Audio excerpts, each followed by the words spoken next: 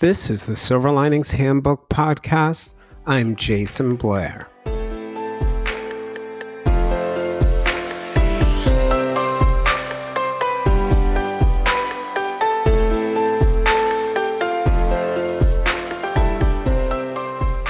Friends, I'm here to inform you that we've made it through the year, 2024. This year, like many others, brought some challenges, a lot of rewards, and a ton of learning. I had the idea last year of looking at our Silver Linings Handbook podcast guests to enlighten us and challenge us and think through many complicated issues that we grapple with as humans. We're back again this year to do the same. There were moments of inspiration, hope, and clarity, and so many people who were trying to make the world a better place. I'll be reflecting on 2024 through the lens of our guests and our listeners. At the end of 2022, we came up with the idea for this podcast. The original inspiration involved the idea of bringing the joys and beauties of coaching and mental health work to a broader world at no cost to them. My voice may be the main one on the podcast, but we've pulled together an amazing team of people who contribute to its success. A handful of them are our amazing producer, Alyssa Miller, the talented artists, Hannah Hill and Samantha Sawyer, who have contributed meaningful visual art that powerfully tells our guest stories, and Lexi Creedon and Nina Hadley, who kept everything running smoothly in the background. When we started, I never imagined we would have as many listeners as we do now. We've seen a tenfold increase in our audience in the last year, and our listeners have created thriving communities in different corners of the internet. John Mitchell, an executive coach known as the Purple Coach, joined us earlier this year to discuss community and belonging, and pointed out that what's happened for me in the last year through this podcast is an example of that. It was super obvious to me, by the way, and I want to call this out because you just mentioned it. It was super obvious to me that you have found a sense of belonging in the podcasting community, and in particular, in some of the true crime and other, subgenres within that podcasting community. I could hear it in your voice. I mean, it was super obvious to me. Oh, that's interesting. And I think that's really borne out for me in the sense that I didn't realize, I don't want to say that something's missing, but I didn't even realize how important that was for me until, and you'll find this interesting, in, October, and my mom died. Yeah. And that community, rallied to my support in those small ways that happen in the background, but are so meaningful. And it just dawned on me, I am actually a part of a community here that I didn't even realize I was part of. Yeah, no, it was, like I said, it was very clear to me listening to that year-end recap that you're not just a part of it. It's a big part of you. You're a big part of it, and that you clearly feel like you belong. And so that, is maybe a segue into answering your question about, my growing up. My earliest experiences with belonging are mostly negative. You talked about Boston, so that's where my father's family was from. And although I didn't really live there, my brother and I would spend summers there when we were very young.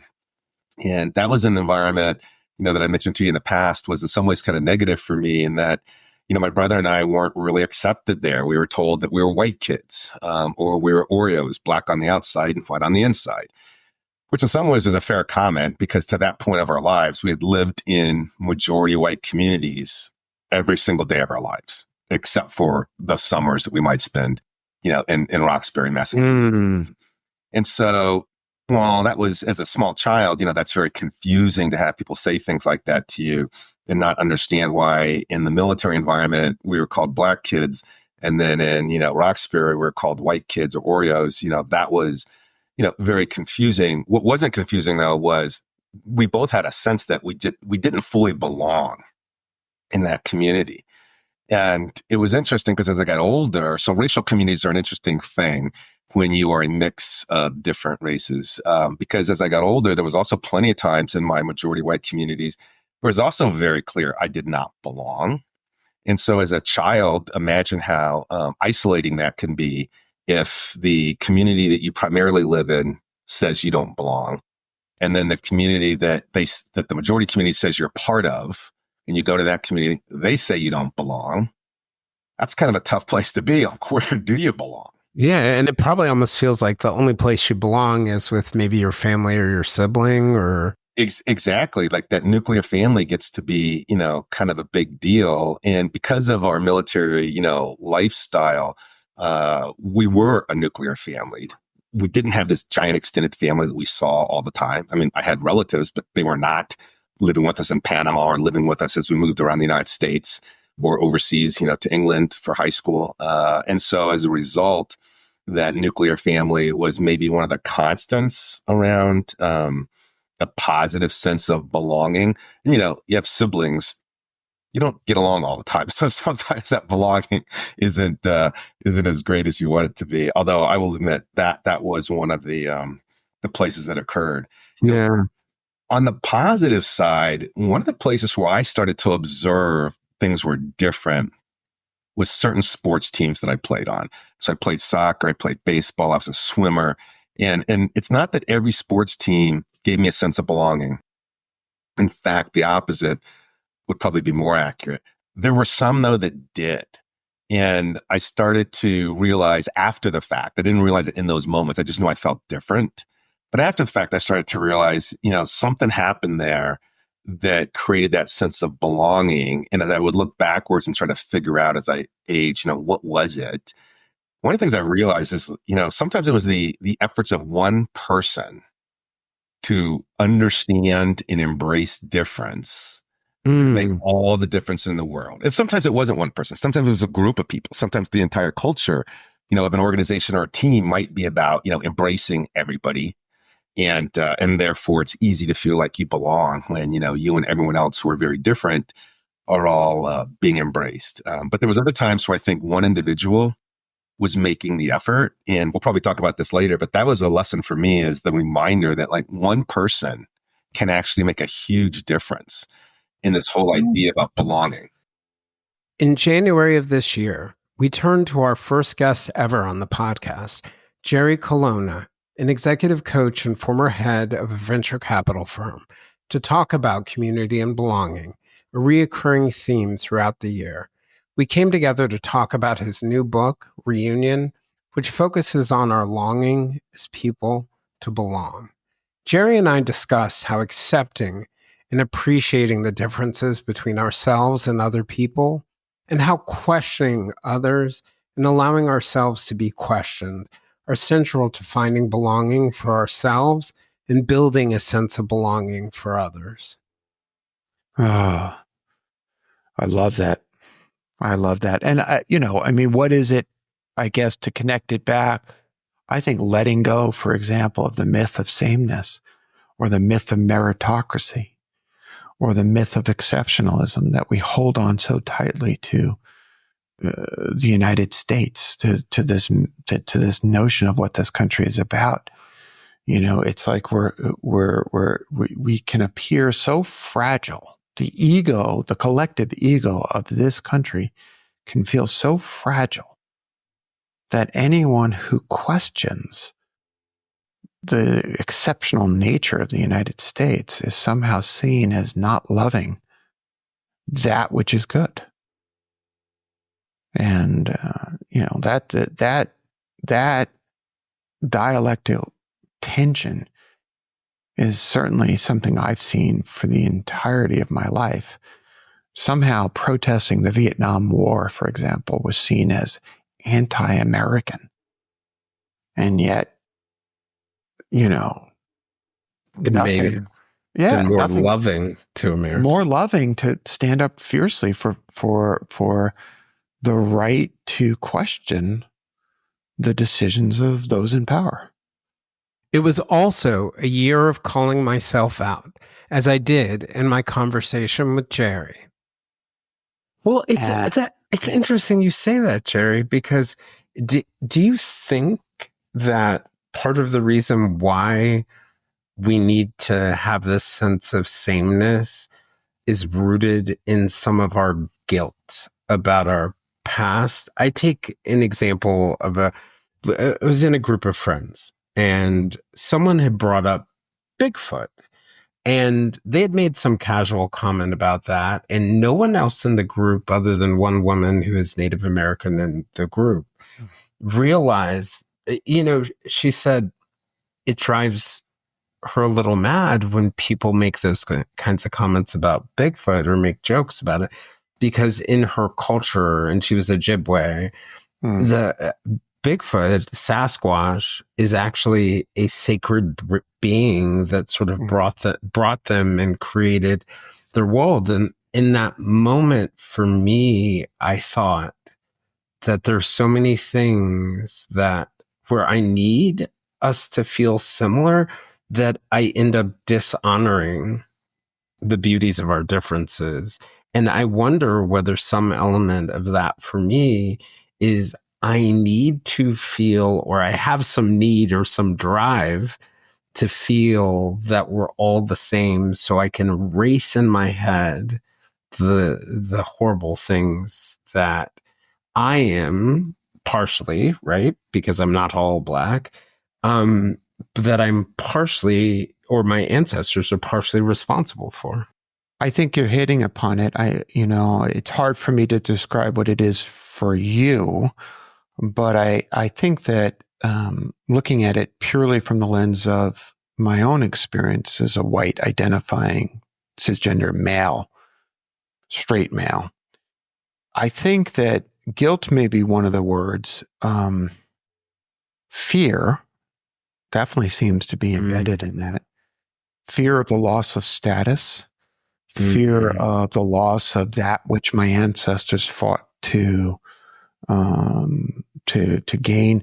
Think about, for example, the number of people who both disown the parts of their family tree that do not fit a shining example of aspirational values, coupled with the movement that many ancestors who emigrated to the United States, many, not all, movement away from, say, speaking the language of their birth, or discouraging their children from speaking the language of their birth, to not staying open to it.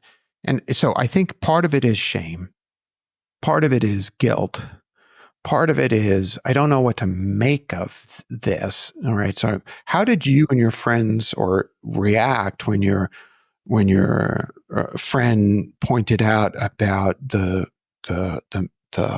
stories and the importance of Sasquatch? We told her, and I think there was unanimity in this, that it was a blessing, because it was a gift to us, because she was able to articulate her point in a way that didn't leave anyone feeling defensive, allowed others to learn and explore and come to a better understanding. And I felt not only would it, for me, help in other interactions I had, it would help me even more in just being mindful, not just for Native Americans, of anyone's differences for me. And for me, hearing the story ended up not in that way, but being a blessing, because I learned more about a culture that's contributed to who I am that I didn't even realize. So that's where we landed. Well, I love the fact that in the end, she was received with curiosity, and I want to honor her skill at being able to do that, and recognize that in that moment, she had every right to be angry. Absolutely. And I can only imagine, empathetically imagine, how often she was not received in the way that you all received her. Or didn't even feel safe enough. Safe enough to say anything. That's right. That's right. And what I admire about that story is multiple levels. I admire her strength. I admire her precision, her clarity, her fierceness. I am saddened that she needed that. And I admire the way you all received it without defensiveness, but curiosity. Because if you will, that's the whole point of the book that I wrote. A listener wrote in about an episode with Jack Fox, the host of the Never a Truer Word YouTube channel, where he analyzes statements for the truth. The listener called the episode The Confessions of Jason Blair. One of the things Jack and I discussed was how we, as humans, whether we're in the living room or a police interrogation room, tend to talk about what's at the top of our minds, regardless of what the purported topic is. For me, that's been, undoubtedly, about grief and loss. It has run like a thread through my episodes this year, regardless of the topic I'm supposed to be talking about. Do you ever find moments where the answer when it comes to deception is in what's not said? Yeah. What is missing is incredibly important. So you were asking me about my process, and one of the things I do when I get through with everything is what's missing, what's not there that I would expect to be there. Now, not everyone is the same, but what would you really expect to be there? Talked about that Jen Soto police interview. I didn't see any anger in there from her at all towards Stefan. I didn't see any disgust. I didn't even really see, at most points, a grieving mother who was, grieving for the loss of her daughter. Those things were all missing, and they don't mean guilt. They don't say this person must be guilty because she's not angry. It's just all very noticeable, and it's another data point that's in there. Scott Peterson showed very little, very, very little grief or concern for his missing wife. His concern was very much for himself. He was being spoken about, and not for Lacey, his wife, even less for the unborn child. One thing that's always been a tip-off to me that someone is hiding something, and I when I say hiding, I don't mean necessarily lying. I don't necessarily mean that they're doing it for nefarious reasons or because they don't want to tell me. They may very well just think it's unimportant. Is when the magic words "and them" then come out. And, I just think to myself that when someone is telling me a timeline and they say "and then," duly note that I need to come back to the timeline. And sometimes I'll find there's just nothing there. It's benign. But sometimes I'll find it's the thing that they don't want to tell me for whatever reason. My friend, Sophie Tibbetts, sent me a message one day where she said she thought it was time for me to interview a teacher. My mom, who died in October 2023, was a teacher, and my interview with Laura Mead, a teacher at the Pathways School at McLean Hospital, was an ode to my mother. Wow, what a question. What comes to mind right away is I would like us to be able to take the time and the resources to teach each student as they need to be taught or as they are best taught. And for so many students, that is not sitting still at a desk. It's just not. And for other students, it is. I think I probably, was a great sit at a desk type of student. My brother, the opposite, not someone who likes sitting still. I think also the ability to really recognize that tests are not the best way to measure knowledge. Again, for some people, they might be. And I think educational leaders give the idea of, testing isn't the only way to measure knowledge. It gets a lot of lip service. But in reality, it always comes back to that. My mom was one of those teachers. One of those teachers who taught her students the way they needed to be taught, and she did that for her sons as well.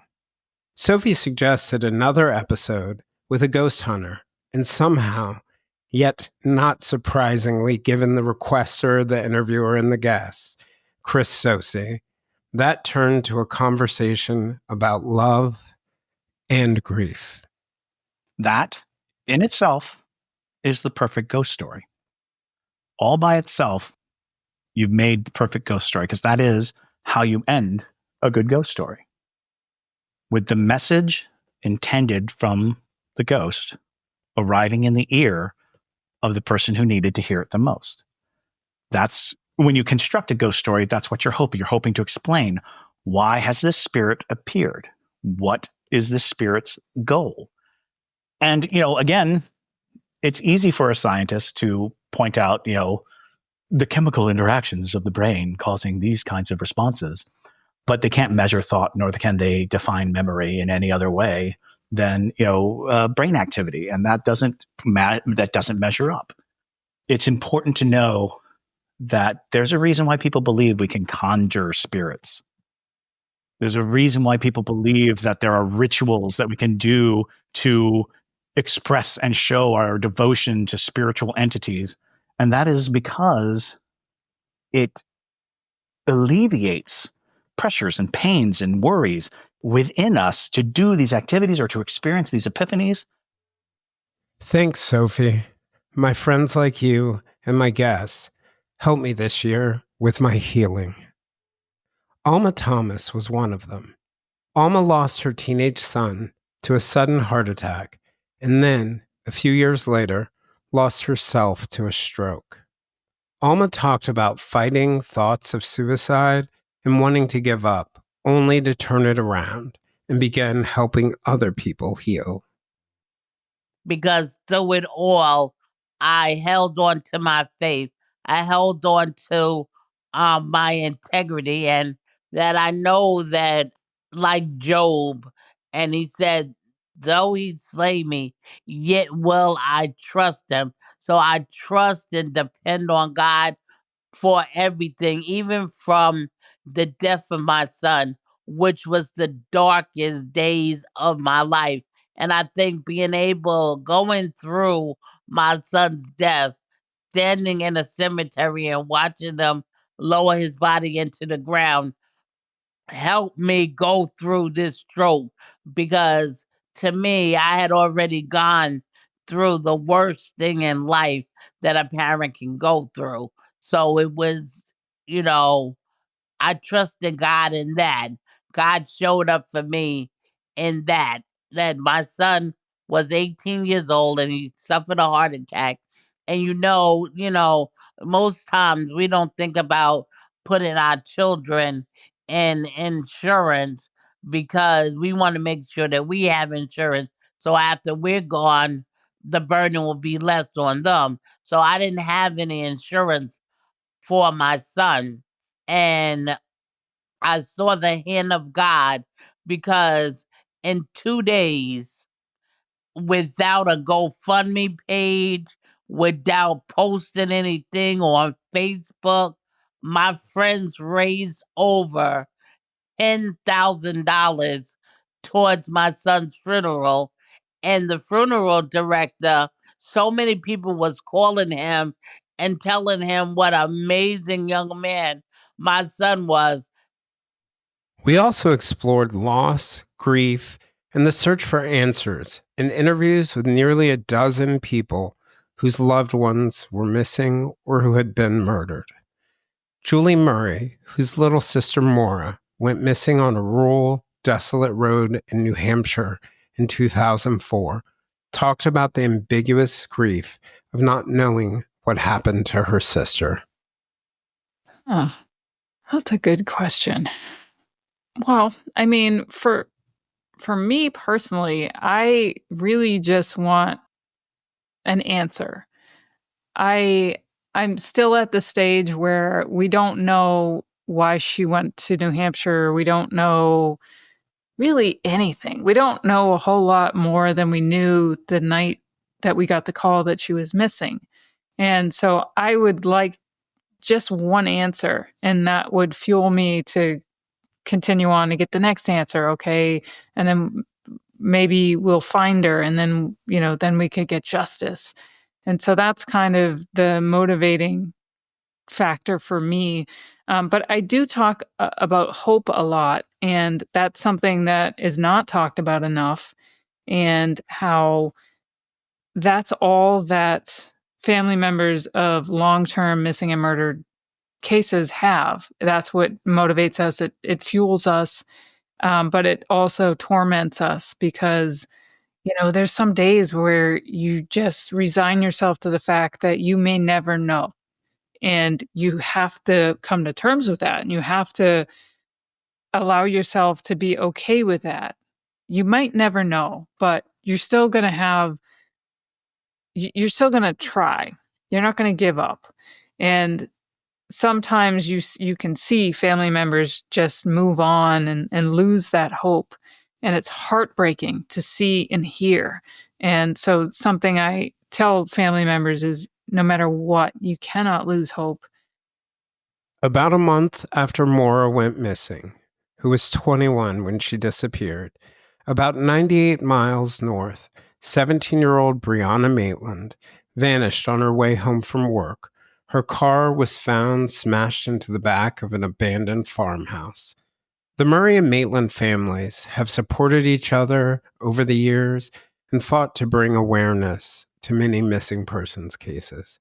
Brianna's father, Bruce, discussed his 20-year search for his daughter and the reasons behind why he started the nonprofit group, Private Investigations for the Missing, which provides experienced private investigators to families searching for their loved ones.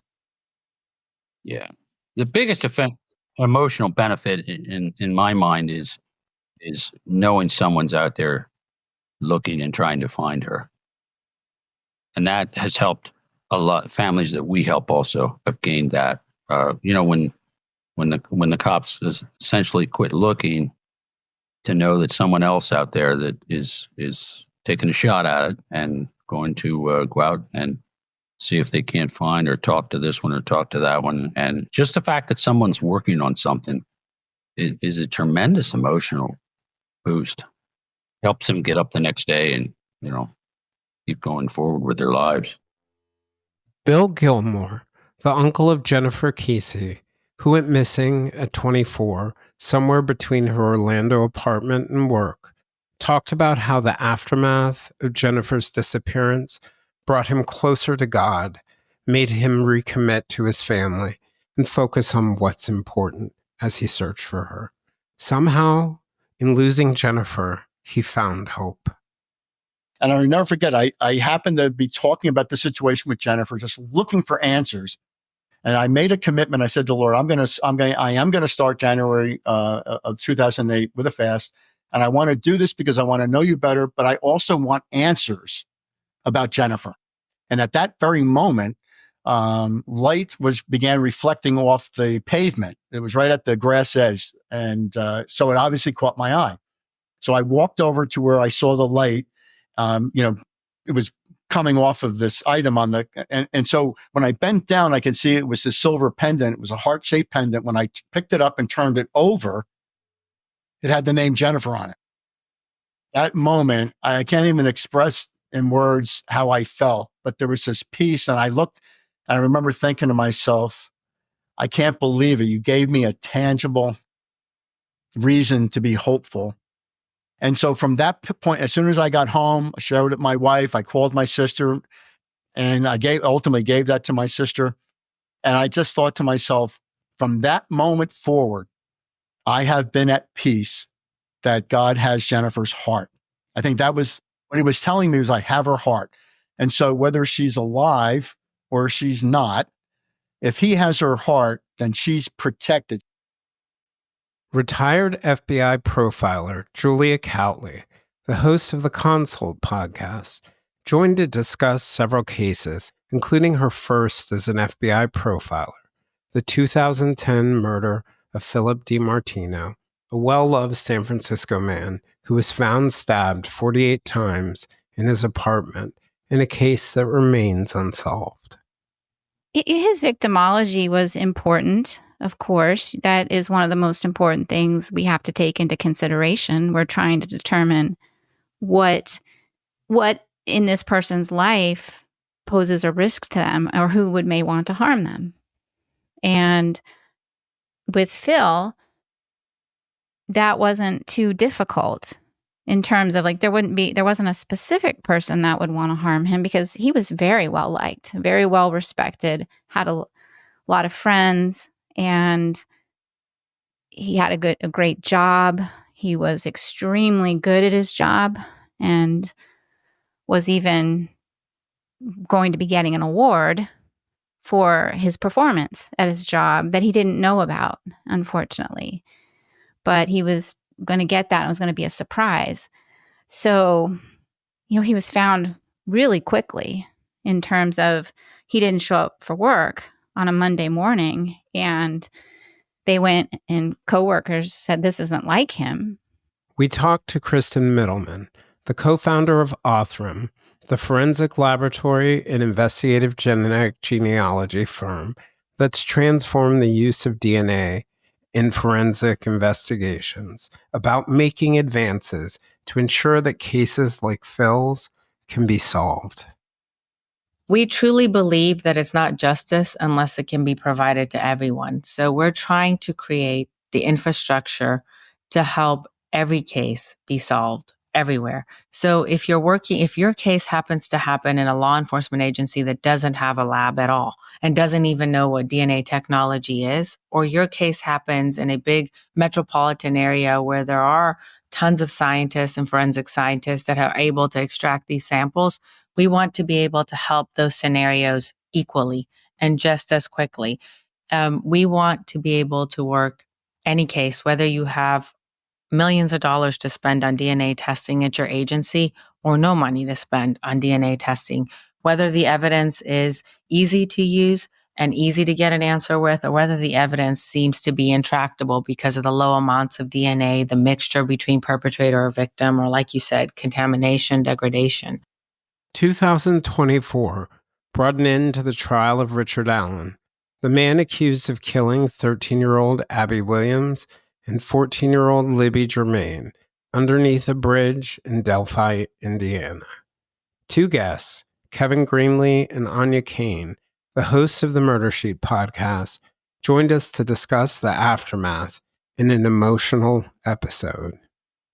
What you guys both said made me think of something that, the three of us, Brett and Alice at the prosecutors, and others have all been a part of, in addition to covering the case, we've been a part of this fight to hold creators within our community, to hold our community of true crime creators accountable for the way that we cover this case. And some days it felt like a daily war, and all that energy was going into it. And part of the reason why that energy was going into it was for truth, for justice, to have honesty for the listeners, but also for the girls. And I felt very much like I was elated. I could feel the tears well up in my eyes. And I was elated in part because I wanted the girls to have justice. I did not want the people who were participating in all these bad behaviors to have a win that would harm the families, that would harm our broader community. But after that moment, I felt like I ran into a brick wall. And in that brick wall was nothing but Abby and Libby. And just really, it's allowed me to, I think, feel what it's all truly about, kind of like what you guys are saying. And that part of that confusion, I think, for me, is we've been fighting this battle and we've been fighting for this justice, and now we can sit with them, the victims, if that makes sense. Oh, Jason, that is so well said. And just like, I can hear the emotion in your voice, and I know how much this case has come to mean to you. But also, I just want to say, like, you have kept us sane throughout this process. I mean, the amount of times I think we were like losing our minds behind the scene because of like some horrible behavior or just this feeling that like the girls were getting lost in all of this. And the amount of times that you like helped us come back from the brink of just being like, because at times it has felt completely futile. Like, oh, no matter what we do, there's all of this harm being done and there's nothing we can do to stop it. And I just want to say thank you, because you've been a huge rock for us throughout this whole thing. And you're absolutely right. We've been fighting for so long and so hard. But yesterday and some of the testimony in this trial and stuff was a reminder of why we fight. And we fight for people like Abby and Libby so that the truth can be told about their lives and how they died. We also discuss the importance of bearing witness. And for me, I just think there's been so much selfishness and so little consideration for the pain that all of this has caused. Áine, there was one thing you said in your episode last night on the verdict, and it moved me to tears. And you had said something I had forgotten. And you had said that Abby had asked on the video that Libby had taken, Abby had asked Libby not to leave her. And then you choked up and you said, and they never left each other. And I kept thinking to myself, as I told you, and I will say it here, in their afterlife, you and Kevin never left them. And to me, that is the epitome of what journalism is, whether it's writing about Hiroshima or those of us who wrote about September 11th. We are here to bear witness, to tell the truth of what happened and the truth of the people. And I could not be more proud to call you all my friends and my colleagues. Jason, that is so nice. And oh man, now you're going to make me cry again. And I keep thinking I can't cry anymore about this case. It's been, I really appreciate that. You're too kind. Honestly, I feel like you give us too much credit. I feel like we've just been people out in the cold losing our minds for a month. But the one thing that made us, there were a couple times we got so frustrated with the process that we were kind of considering, you know what, maybe we'll just like peace out of here. And the thing that I kept thinking of was the families of these girls don't get that option. They don't get that privilege to just say, hey, let's take a day off. And these girls deserve to have people know what happened to them and who did it. And ultimately that the trial is about getting to that. And I just felt like we could not leave it. It would not be right. After we've come this far, it's like, you know, and not only that, but people there with agendas essentially lying about what was going on. It just felt like we didn't have the option of leaving. Yeah. Well, but Áine, you did have the option. Anybody can walk away. And you chose not to walk away. You know, I remember earlier this year when this case was becoming very heavy for me, and you guys know this, I don't think I've talked to my listeners about this, but I had to pull out of all the social media groups and I had to get away from it. And through the encouragement of a friend, I went to Delphi and I walked the trails and I walked to the bridge. And for me, I came to peace with something inside of me related to it. And that rejuvenated my energy for the case. But any of us could walk away. Any of us could walk away. So I think you should acknowledge that you made a choice to stay. Just like we were talking about with Abby and Libby, every day you made a choice to stay. So I don't know. You should keep that in perspective. I don't think I give you too much credit. I think it's hard to even articulate the credit that you guys deserve for this. Just looking at all the other creators who had money on their mind or had whatever, you could have chosen that path. You have bills to pay just like everyone else. You could have gone on to find the next thing. I think maybe you should give yourself a little bit more credit. Well, thank you. You're very kind. In an episode with my friends, Alice LaCour and Brett Talley of the Prosecutors Podcast, we discussed some of the challenges of the true crime industry when it comes to cases that are getting covered and what isn't. We also discussed what consumers in the true crime community and creators can do to make a difference. Brett, yeah, and you'll see people say that they'll criticize shows that criticize our show for only covering famous cases. Like, you get that sometimes, which is weird to say that about us. But nevertheless, the people will say that. Like, when we start the Adnan series, oh, there they go. They covered another famous case. I just tell you, famous cases are what get the downloads. Like, I don't care how much people say they wish podcasts would cover cases that nobody covers. Those cases do not get the downloads.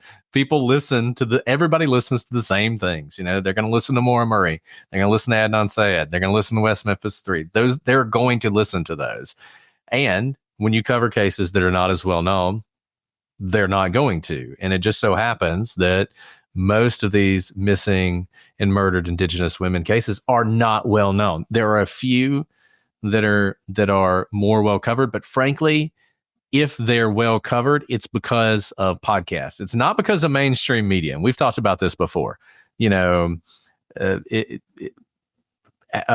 Ashley Loring Heavy Runner, who we did, Payne Lindsay covered her case. So her case is more well known than other people's. There are several cases that have become the source of their own podcast. And so they're more well known. But beyond that, these cases are just deserts of information. I always go back to the Jack family. The fact that you could have an entire family disappear. They were the ones in Canada, Native family in Canada that disappeared. Yeah. And there's nothing out there. Nothing. Yeah. Like, how was that even possible? But that's the way it is. And I think Alice is 100% right. The only way, it's just incumbent on all of us to do these stories and to do them well, because they do need to be entertaining. This is entertainment. And I think you guys are actually hitting on a really good point you have me thinking about here.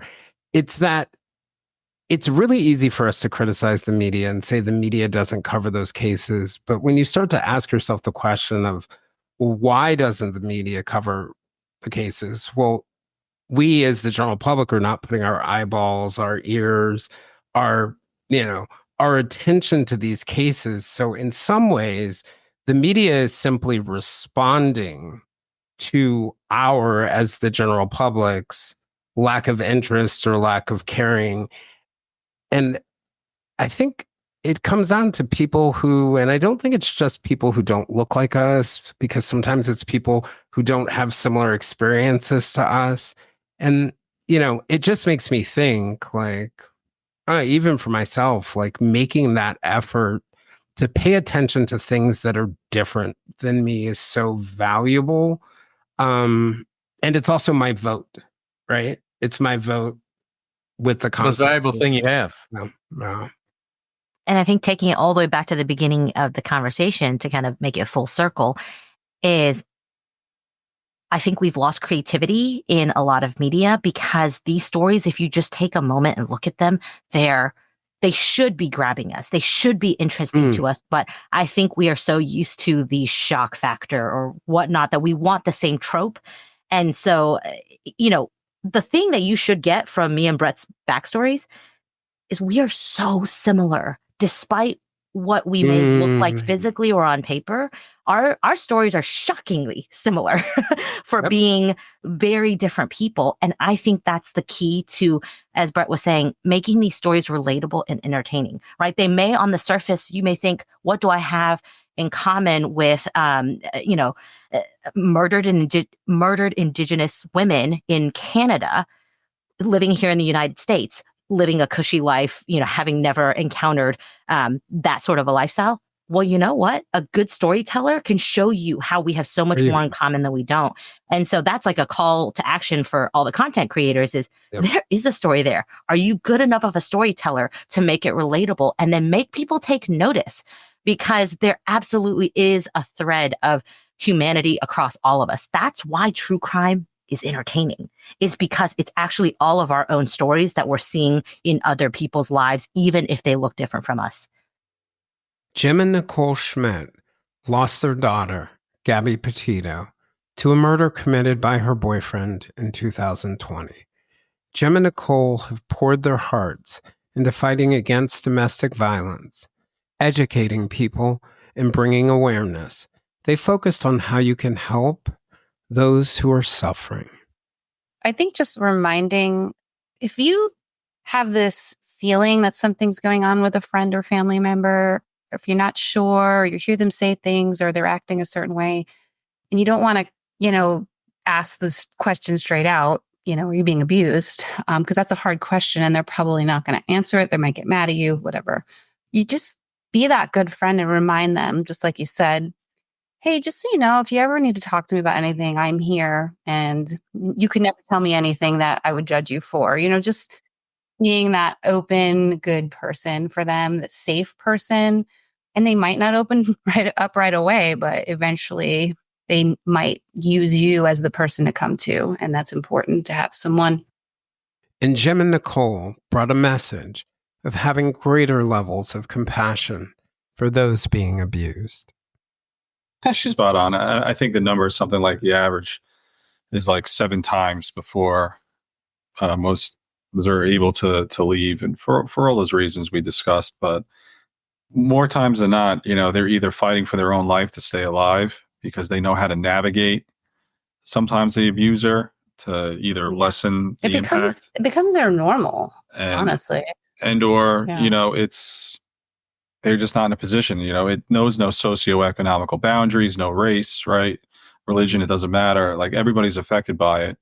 So, think of somebody that is like of a higher prominent status that is held on this level, and this is the life that they've been leading, in front of everybody, but behind closed doors is a completely different life.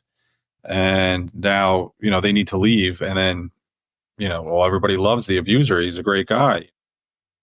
Jim and Nichole have also devoted many of their efforts to building awareness of marginalized victims, Black, Indigenous, Hispanic, Asian, poor, or otherwise, who do not have the looks of their blonde, young, middle-class daughter. I would say only recently, like, I've been paying a lot more attention to it, like just on my own Facebook feed, where, it's probably because I'm tuned into an algorithm, but I'm just seeing people sharing missing person stories. And I'm seeing share a lot of different people that don't necessarily look like them. And it's actually nice to see, at least in that element, that they're sharing it and you're seeing it. We went there this year, talking with 5 guests directly affected by the epidemic of missing and murdered Indigenous people that's as old as this country and one of the lasting stains on the American experiment. Monte Fronk's daughter, Nada, went missing at 16 years old and was murdered at 21 in Minnesota. Monte is a member of the Mille Lacs Band of the Ojibwe, and his daughter was a member of the Leech Lake Band. In Minnesota, Native women and girls make up 1% of the population, but they're 8% of those who are murdered. Native women in the United States are twice as likely to experience violence than any other demographic. Well, I just think we will always keep fighting to find our loved ones. And when this happens, even in my story, I would have rather had, and many people did, come to me and say, Monty, I don't know what to say. And I tell them that's what I'd rather hear than I'm sorry or sorry for your loss. I'd rather have them say, honestly, I don't know what to say. But I do know that for all of us in Indian country who have buried our children, we know that a big part of us dies with our child.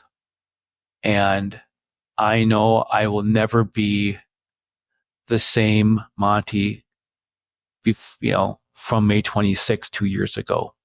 because we are not meant to bury our children before us. And that's what I live with, is people will never understand that unless they have buried a child, and especially in Indian country, because our spirituality, our stories, say very different things. And when I meet other Native caregivers who have buried their child, we have a very unique bond that no words have to be said. Vangie Randall-Shorty, whose son Zach was murdered and dumped in a field in the Navajo Nation reservation, had not heard of recent progress in her son's case from the FBI until Jim and Nichole Schmidt asked her to appear beside them at CrimeCon, an annual true crime convention held this year in Nashville. That's where I met Vangie. We talked about what she had hoped for in terms of the way law enforcement and other Americans would respond when it came to cases like Zach's. I hope that the officers, law enforcement, takes these families serious. Often we get labeled because of their background, their history, their age. They're an adult. They probably just left, and is what they assume. So they don't get taken serious when they're filing a missing persons report. And, I just hope that, now that we stand together and support one another, and that law enforcement starts, doing their jobs and doing better investigations to bring our loved ones home, to help us get justice for, those that were murdered. Treat us as equal, for one, we bleed the same color. But not all of our stories about natives focused on what was wrong. Some centered on what was going right. We went to Alaska to talk with Kendra Kloster, the co-director of law and policy at the Alaska Native Women's Resource Center, about progress that's been made in preserving Native ways of life and improving law enforcement responses through a burgeoning partnership between politicians, tribal leaders, community groups, and law enforcement. I definitely hope that we get to a point where I don't have to do this work anymore, and that we can all learn to just be respectful and treat each other all with respect and love, because it's really tough for anybody, to go through these things.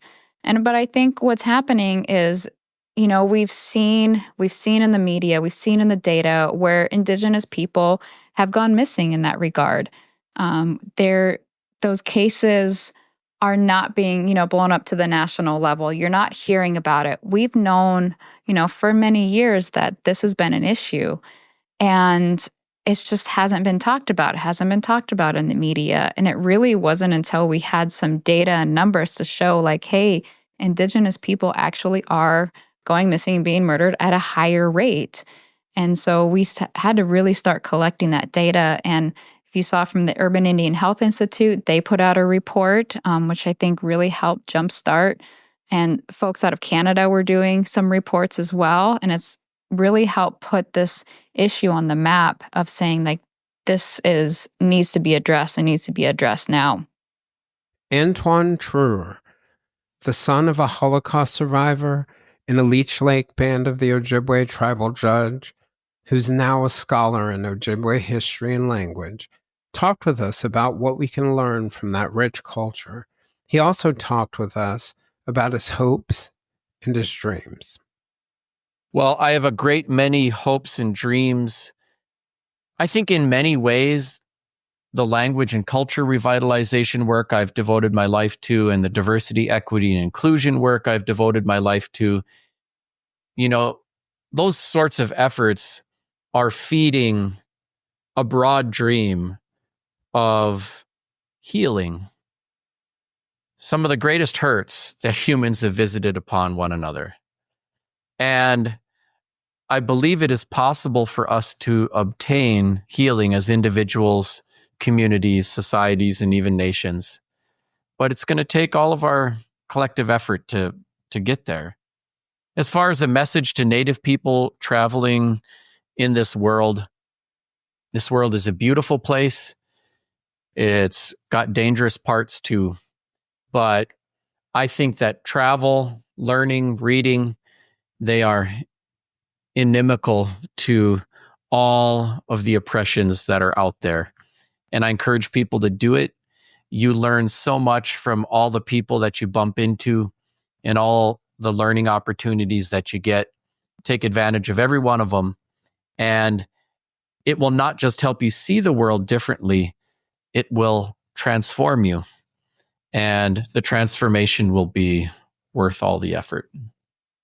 We also explored history beyond Native culture in our conversations with Gilbert King, the host of the Bone Valley podcast on Leo Schofield Jr., and author of several books on civil rights, including Devil in the Grove. And we also had a similar conversation with Clifton Taulbert, a Black CEO, speaker, and author of 8 Habits of the Effective Heart. Gilbert talked about the importance of remembrance when it came to the darker periods of our collective histories. And they understood, I think, in Germany, they also understood, like if you walk around Germany, you're going to see, the stumbling stones. You can't go anywhere without being aware of this history. Well, we had slavery in this country for hundreds of years, and we have monuments to the white people that supported that. It's a strange thing that we have in America. We don't want to acknowledge that narrative. It's like our narrative is like, well, we had the original sin of slavery, but then Abe Lincoln fixed all that. And then, 100 years of some strife here and there, but then Martin Luther King came along and we did, well, what about that 100 years in the middle? Why aren't we talking about that? And it's because we don't want to assess it because it's so painful to our narrative as this, bright and shining light on the hill. But, it's not true. We're not acknowledging the past. How are we going to get past that if we don't acknowledge it? And, we see the same mistakes being made over and over because there's no truth and reconciliation that's organized. Gilbert also talked about the importance of self-care when exploring these topics and events and not letting the bigger mission of giving people voices to get ahead of your well-being. Instead, he suggested, you find a way to tie it to your well-being. I'll just, this is something I found interesting. Everything is a journey. I know that sounds kind of corny, but like these cases never end for me. Like even like the Willie Francis, every once in a while I get an email from somebody who tells me something new and I'm really interested in it. So it kind of into this lifelong, curiosity that just never stops. But one of the things that people ask me, they didn't really ask me this 20 years ago, but it's very common now. Especially when I go to like colleges and speak to young people, they say to me, like, you deal with these really dark, traumatic areas of history. And, what do you do for your own self-care? And I remember like never having an answer for that. I would just joke my way through it and go, oh, it's a couple of martinis. That's what gets me, like that kind of stuff. And I didn't really have a good answer for that. And I remember I was moderating a conversation for the Dayton Literary Peace Prize. And one of the authors was Isabel Wilkerson. And so I said, you know what? I'm going to ask her the question because I need an answer for it. I'm going to ask her what she does for her own self-care because I guarantee you she'll have thought about this more than I have. And so I did ask her about that.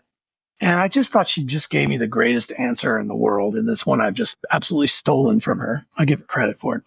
But she said, these stories are my self-care, that someone's trusting me to use my platform to be able to like investigate these stories and do the research and take care to give someone a voice and to tell a story that might otherwise have been completely forgotten.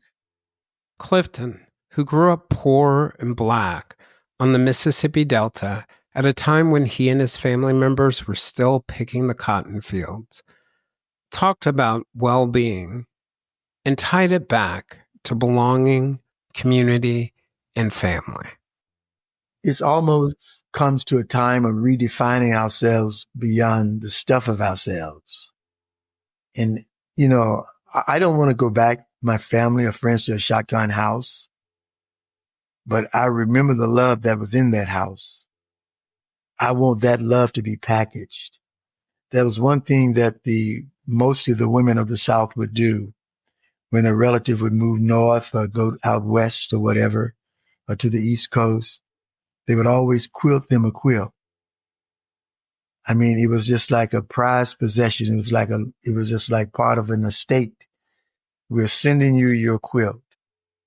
And people would go to Detroit, live in Chicago, but their pride possession was the quilt that they got from back home. Because that quilt, in its own fragile way, represent connectivity. It represented family. It represented life. It represented death. It kept you warm when it was cold. It looked pretty on the bed. And it was done by the hands of people you cared about and who cared about you. And I think if we needed to do anything in the 21st century, is to re-examine how deeply we care, or how deeply we should care, and let care become a driving force in our lives once again. In addition to history, we explored mysteries and why we love them and even need them. We examined the book Gone Girl with Allison Dickson, as well as the life and death of John Wilkes Booth, as well as the life of illegal slave trader and serial killer Patty Cannon. We explored with Allison the 1970s disappearances of Catherine and Sheila Loyne, the Lewis Clark Valley serial killer case, and the Oklahoma Girl Scout murders. Allison is an author and the host of the Vintage Villains podcast. In October, she came back on to talk about how our fascination as people with psychological thrillers helps us understand the world around us. Oh, yeah. Yeah. I love too, like the perspective that it gives me. I feel a weird comfort in knowing, in discovering over and over again that we have always been kind of messed up like this, like the things that we're looking at right now in 2024 as, terrifying, or they feel very new and they feel very urgent and they feel like, we've never unprecedented. That's a word we hear so much, but so few things really are, because when you climb through the portal and look through back in time, and you see those people that lived 100, 200, 300 years ago, and you find that, oh my God, they were fighting about this same stuff then too, or they were having very similar fights and they were having very similar things. And it's like, sometimes we feel like we're on this precipice and that we're about to go over the edge, or that this is it. And then you just realize that all of humanity has been having a lot of the same discussions and a lot of the same fears.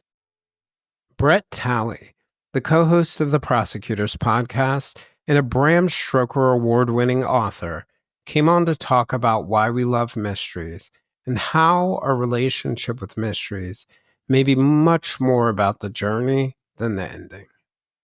No, I think you're right. And that's one of the reasons why you want to solve the mysteries for lots of different reasons, but solving them is an end in a lot of ways. I mean, we keep talking about different movies and books and everything else. I mean, I'm sure you've seen Memento, and one of, not to give away the ending of a 25-year-old movie if you haven't seen it, but one of the things is at some point the whole point of the movie, he's trying to find the person who killed his family.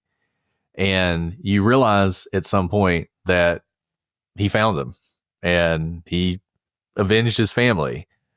But he makes a decision that he's going to destroy the evidence of that, because he knows that what gives him purpose in life is to search, is to look. And he knows that once he's found it, then it's over. And the sort of striving for something, I think, is what gives us purpose. And you're absolutely right. While we're looking for it together, we're all searching. But once we find it, what's going to happen? I'm looking forward to joining you all in the new year to explore even more mysteries. This is Jason Blair.